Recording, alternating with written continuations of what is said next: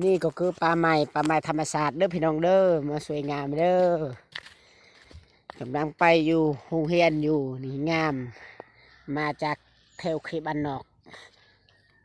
บ้านละแบงโคกเด้อพี่น้องเด้อกำลังสิสร้างพัฒนาอยู่ลุดใหญ่นี่สวยงามธรรมชาตินี่ธรรมชาติป่าไม้เราเข้าลายแถวนี้แถวเราเข้าแถวเขตบ้านนอกนี่พี่น้องเด้อถ้าผู้ใดเห็นอย่าเผาเลื่อนผ่านเด้อพี่น้องเด้อกดติดตามเด้อเดี๋ยวนี้กำลังวิทยเวียนสิสร้างเบอร์ YouTube อยู่หาไปหาหมูยุงเฮียนซื้อหมูซื้อหมูยุงเฮียนซื้ออลังเด้ออลัง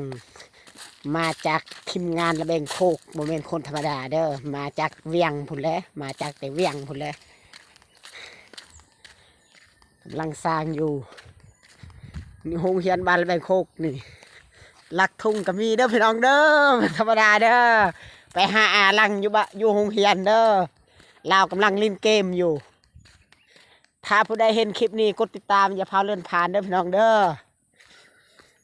อาลันมีอยู่เฮียนบ่เห็นบ่อาลันอยู่เฮียนบ่อาเสียบ